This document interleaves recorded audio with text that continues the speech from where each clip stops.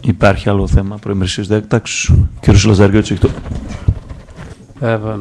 Θέλω να κάνω μια ενημέρωση στο σώμα σχετικά με ένα πρόβλημα που δημιουργήθηκε στο Βελβενδό με το νερό και γιατί κάποιοι βρήκαν ευκαιρία να λασπολογήσουν σε μέγιστο βαθμό κατά της Δημοτικής Αρχής, εντελώς ανεύθυνα και πέρα από κάθε λογική.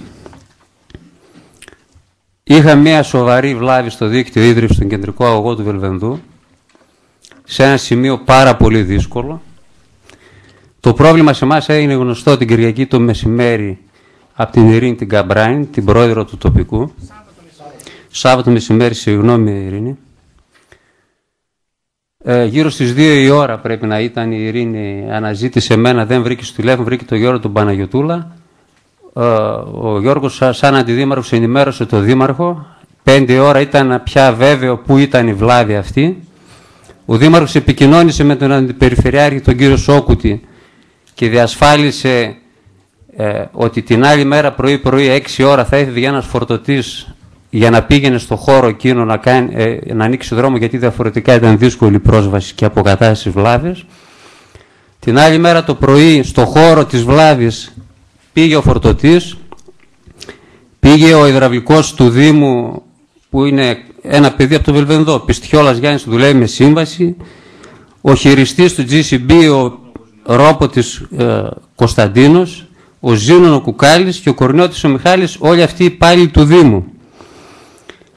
Και άρχισε το έργο της αποκατάστασης. Στις 12 ώρα μετά από μια συνάντηση που είχαμε στο Παλιογράτσανο, πήγαμε στο σημείο της βλάβης εγώ και ο Γιώργος ο Παναγιωτούλας. Μείναμε εκεί μέχρι τις 4 και κάτι ώρα, οπότε αποκαταστάθηκε πλήρως το πρόβλημα. Στη συνέχεια ο υπάλληλος του Δήμου μας, ο Ζήνων Κουκάλης, πήγε να ανοίξει τις βάνες, να τρέξει το νερό να φτάσει στο υδραγωγείο του Βελβενδού. Και αφού πήγε και μετά από λίγη ώρα μας ενημερώνει όλους εκεί ότι χάλασε η βάνα, λέει, και δεν ανοίγει. Συγκεκριμένα μας είπε γυρίζει τρελά και άρα δεν μπορεί να ανοίξει το νερό. Αυτά γινόταν γύρω στις 4.30 με 5 ώρα το απόγευμα την Κυριακή. Και ήταν επόμενο, πήγε ο υδραυλικός, είδε ότι όντως υπάρχει πρόβλημα, έπρεπε να αντικατασταθεί η βάνα, να γίνει κάποια παρέμβαση και την άλλη μέρα που ήταν η μέρα Κυριακή, Δευτέρα το πρωί, στο Βελβενδό πήγαινε μόνο το 1/3 της ποσότητας νερού.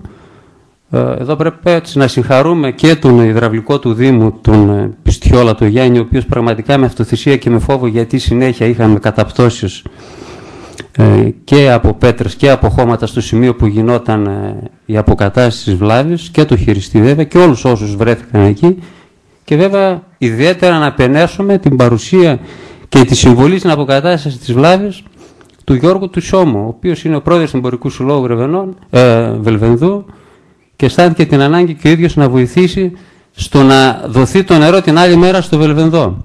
Και αυτό έγινε στο πιο γρήγορο χρόνο, πιστεύω, που μπορούσε να γίνει. Παρ' όλα αυτά, ένας πόλεμος λάσπης από κάποιους ευτυχώς λίγους, χωρίς προηγούμενο, μέχρι και σε ανακοινώσεις βγήκαν στα μέσα ότι αφήσαμε το Βελβενδό εγκαταλειμμένο, το αφήσαμε στην τύχη του, μόνο και μόνο για να χτυπήσουν τη Δημοτική Αρχή. Νομίζουμε ότι αυτό δεν εκφράζει την κοινωνία του Βελβενδού στο σύνολό της και πρέπει επιτέλους τέτοιες ενέργειες να σταματήσουν, γιατί μόνο ζημιά προκαλούν στο ίδιο το Βελβενδό. Ευχαριστώ.